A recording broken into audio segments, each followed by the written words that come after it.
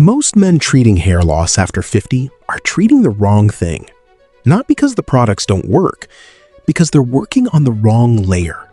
The oils, the serums, the scalp routines, they're not useless, but they're also not touching what's actually driving the thinning. And by the time most people figure that out, 2, 3, sometimes 5 years have passed, still losing ground, just more slowly.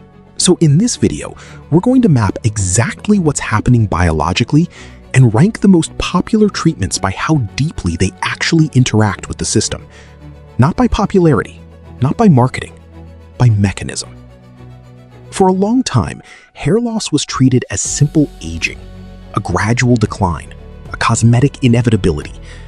But modern dermatology no longer describes it that way. In many cases, hair is not suddenly lost. It is gradually reprogrammed at the follicle level. Each growth cycle becomes slightly different. The hair grows a little thinner, the growth phase becomes a little shorter, the visible density reduces a little more each cycle. This process is known as follicular miniaturization, and the important part is what it is not. It is not a single event. It is not a sudden shutdown. It is a slow reduction in output over time. Which means the real issue is not just whether hair grows, but how long follicles remain capable of producing strong, visible hair in the first place. And that reframes everything. Because the question is no longer, how do I make hair grow back? It becomes, what determines how long this system stays functional before it weakens? That shift is where most online advice quietly fails to match biology.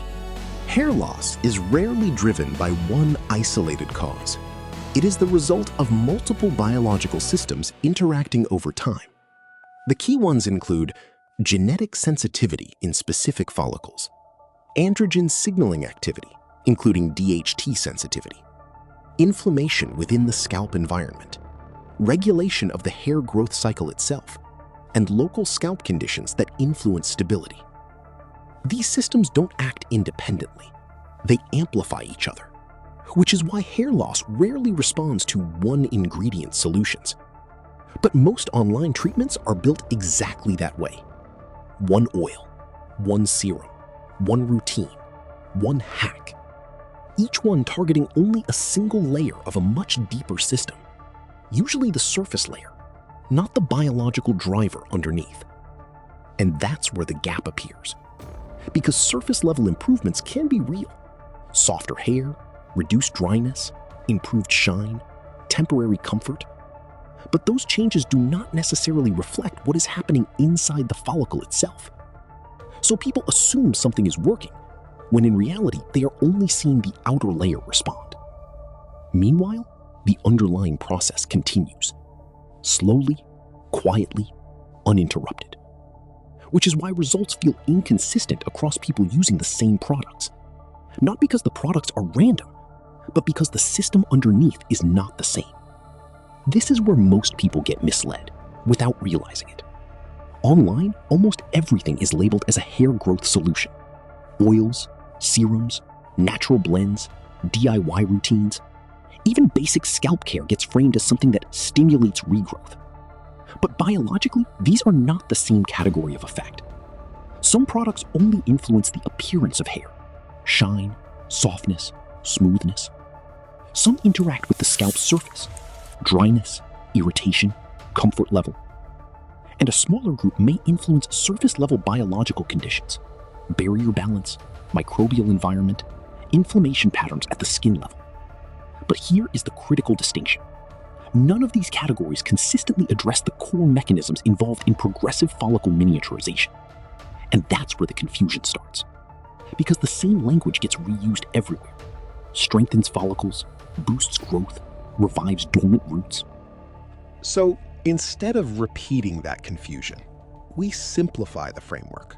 We're going to rank the most commonly discussed oils and scalp treatments, but not by popularity and not by tradition. Only by one question. How deeply does this actually interact with scalp biology? That creates a clear separation. Some ingredients stay entirely cosmetic. Some support scalp surface balance. A few influence conditions that indirectly affect hair quality, and a very small number sit close enough to biological pathways that researchers continue studying them in controlled cosmetic and dermatological contexts. Here's how this ranking works. Each entry sits on a spectrum, from purely cosmetic to scalp-level support to something closer to actual biological interaction. And as we move up that spectrum, one thing becomes unavoidable. At a certain point, improving the environment stops being enough, which is where this ranking eventually stops being about oils entirely. We'll get there, but the lower entries need to be understood first, because they're where most people are currently stuck. Number 6. Olive oil, the overlaid tradition.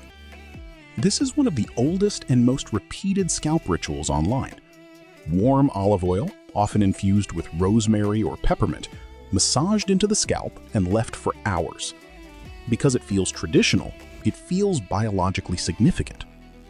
The assumption is that more oil means more stimulation. But the scalp does not interpret oil as a growth signal.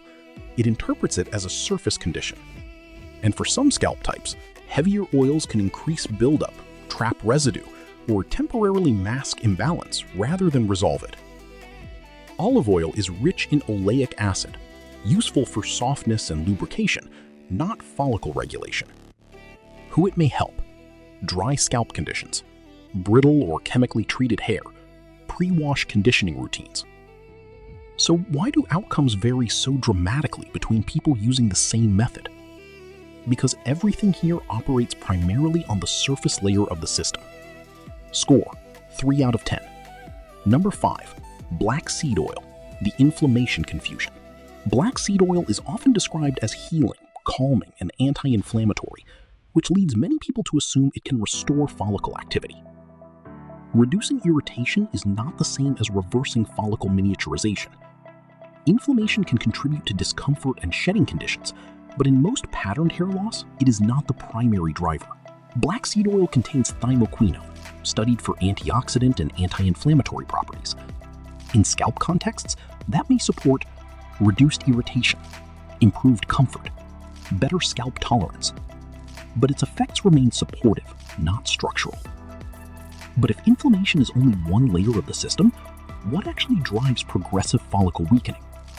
That's where the next entries begin to approach the boundary. Score: 4 out of 10. Number 4. Castor oil plus tea tree, the clean scalp assumption. This combination is often treated like a complete scalp solution. Castor oil for thickness, tea tree for purification. Logical on paper, but a cleaner scalp does not automatically produce better follicle behavior. Castor oil is dense and difficult to fully clear on some scalp types. Tea tree effectiveness is concentration dependent, which means results vary heavily based on formulation and usage. What this combination may improve: scalp hygiene, microbial balance, surface comfort. Useful for dandruff-prone or oily scalps, not a structural intervention. Score: 5.5 out of 10. Everything up to this point shares the same assumption. Improve the scalp environment and the follicles will follow. But that assumption starts to break apart here, because the next two entries move closer to the biology of the scalp itself and still stop short of the actual mechanism behind progressive thinning. Number 3, grapeseed oil, the lightweight misinterpretation. Grapeseed oil is often marketed as deep penetrating because of its lightweight texture. But absorption is not follicle interaction. Its high linoleic acid profile makes it cosmetically elegant, compatible with oily scalps, and useful for reducing friction and improving surface hydration. What it supports: barrier comfort, lightweight scalp conditioning, reduced surface dryness. What it does not meaningfully alter: follicle progression, miniaturization pathways. Good for scalp feel, not for structural change. Score: 6 out of 10. And this is where many people recognize the real pattern. Not the ingredients, the cycle. Years of rotating products, each one producing just enough cosmetic change to feel promising, while the underlying process quietly continued. Because none of these products were targeting the mechanism itself, and number 2 gets closer than most people realize. Number 2. Jojoba oil, the compatibility layer. Jojoba oil is often described as closest to natural scalp oil, and structurally, it behaves differently from most plant oils. But compatibility is not control. Jojoba integrates well with the scalp environment without meaningfully altering follicular behavior. Jojoba is a liquid wax ester, highly compatible with the scalp's lipid barrier system. In dermatological contexts, it is primarily valued for moisture regulation, barrier support, reduction of dryness-related discomfort. Its role is environmental support, not follicle correction. Score: 6.5 out of 10. Every product on this list has been operating on the same layer, the scalp environment. And that matters, but it has a ceiling. Number 1. The only layer that actually controls progression pattern hair loss in most men over 50. This is where the list stops being about oils, because nothing on this ranking, not jojoba, not black seed, not any cosmetically studied ingredient, operates at the level of what's actually driving progressive pattern hair loss in most men over 50. That driver is DHT, a hormone byproduct that gradually signals genetically sensitive follicles to produce thinner, shorter, weaker hair each cycle, until eventually they stop producing visible hair at all. And here's the critical part. No oil reaches that signal. No serum interrupts that pathway. No scalp routine slows that process at the follicle level, which is exactly why the treatments that consistently show up in dermatological practice aren't cosmetic products. They're mechanism-based interventions. Finasteride reduces DHT activity, slowing the hormonal pressure on sensitive follicles. Dutasteride, broader DHT suppression, studied for more advanced progression patterns. Minoxidil supports the growth phase, extending the active cycle of existing follicles. Not miracle treatments, not guarantees, but the only category on this entire list that actually operates at the layer where progressive thinning originates. Score: the only entry that doesn't need one. And this is where most people get stuck. Not because they're doing nothing, because they're treating the wrong layer, and the results are just convincing enough to keep going. Softer hair, less dryness, slightly better texture, while the follicle miniaturization continues underneath. The only way out of that loop is identifying what's actually driving your specific pattern. And for most men over 50 with progressive thinning, that answer involves DHT, which means the next step isn't another product. It's a conversation about whether you're a candidate for something that actually reaches that mechanism. One thing dermatology is consistent about: follicle miniaturization does not pause while you research. Every cycle that completes without targeting DHT is a cycle that moves the system forward, which means the most expensive mistake in hair loss isn't choosing the wrong treatment. It's spending another year on treatments that were never going to reach the actual driver. If you've been doing that, and most people watching this have, the next step isn't another product. It's a consultation that tells you exactly where you stand biologically and whether finasteride or dutasteride is appropriate for your pattern. First consultation is free, link in the description. Because once you understand what's actually happening beneath the surface, hair loss stops being a mystery you react to and becomes a system you can finally interpret clearly.